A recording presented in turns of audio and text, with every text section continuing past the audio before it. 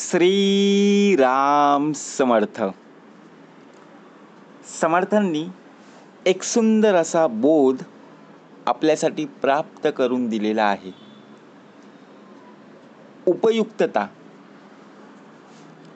निसर्गाने दिलेल्या शक्तीचा योग्य त्या ठिकाणी उपयोग करता आला पाहिजे. आता निसर्गाने संपूर्ण आपल्याला फळं, फुलं ज्याप्रमाणे आपल्याला त्याचा वापर करता येत नाही. एक गाव होतं. त्या गावामध्ये दोन मित्र होते. दोघांनाही झाडांफुलांची खूप आवड होती. परंतु दोघांनीही एकाच गावात जमीन खरेदी केली. रस्त्याच्या या बाजूला गोविंदची आणि दुसऱ्या बाजूला गोपालची जागा होती. दोघांनी मिळून ठरवलं की आपण या जागांमध्ये झाडं लावायची. आता गाव तर खूप मोठंच होतं. गोविंद आणि गोपाळ दोघेही त्यांची मैत्री खूप घट्ट. एका बाजूला गोविंदनी तर दुसऱ्या बाजूला गोपाळनी जागा खरेदी केली आणि त्या जागेवर दोघांनी काय केलं? झाडं लावली. आपल्या बागेत ज्याप्रमाणे झाडं पाहून लोक आपली स्तुती करतील. दोघांनी जमिनीची मशागत केली. अनेक प्रकारची शेती जी होती, जी जमीन होती ती संपूर्णपणे सजवली. पताके विताके लावून सजवली.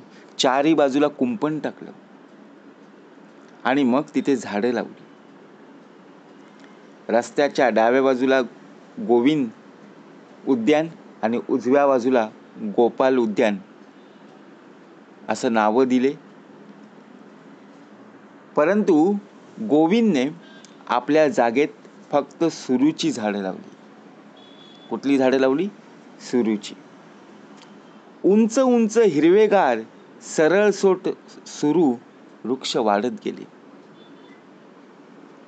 उंच उंच हिरवेगार, परंतु आभाळाच्या निळाईशी जणू त्या झाडांची टोकं खेळत होती.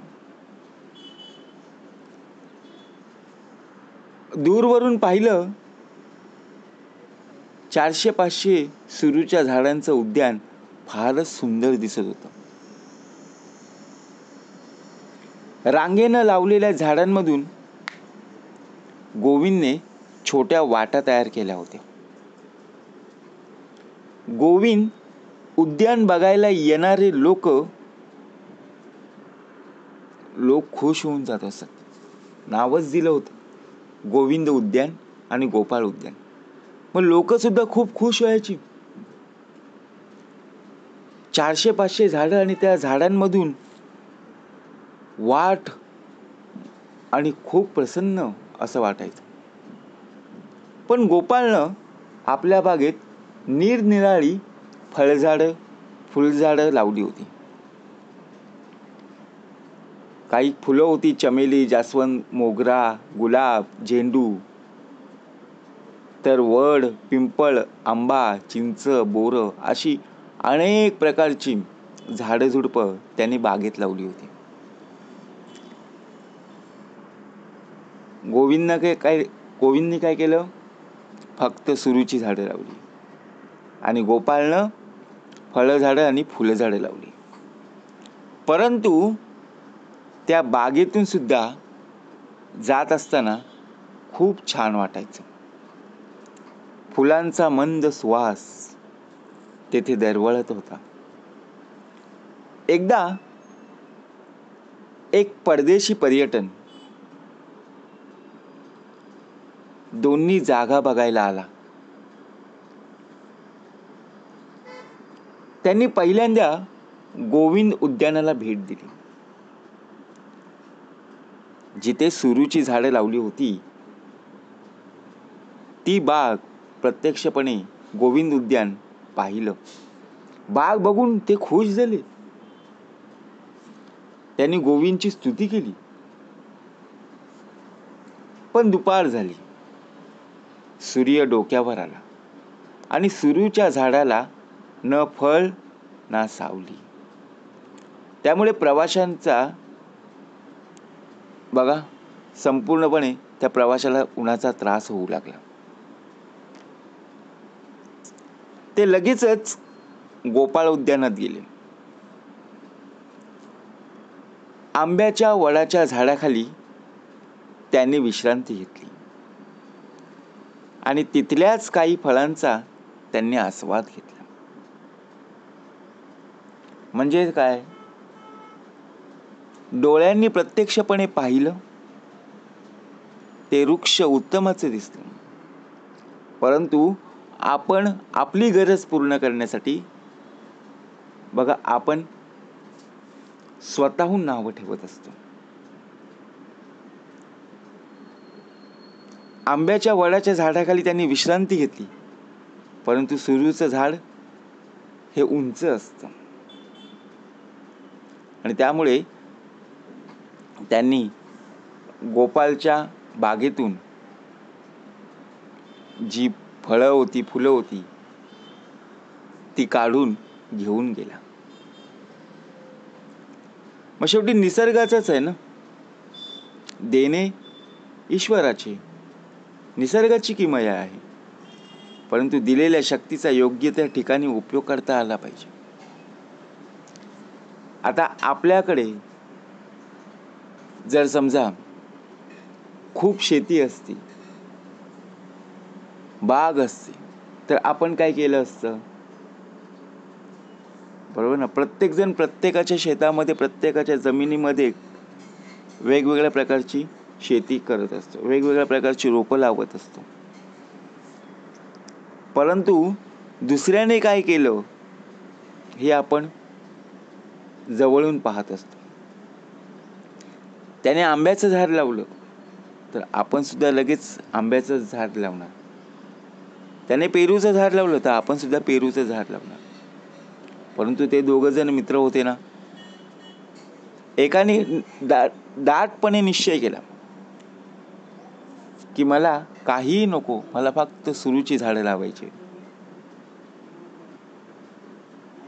कारण ज्याप्रमाणे शोची झाडं असतात त्याप्रमाणे जो दिखावा आहे ते पाहूनच खूप छान वाटेल, परंतु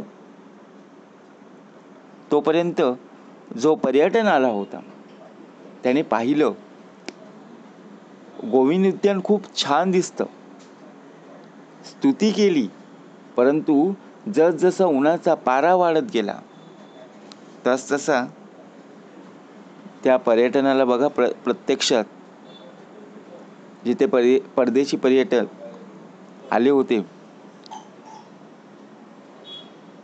त्यांना उन्हाचे चटके बसू लागले.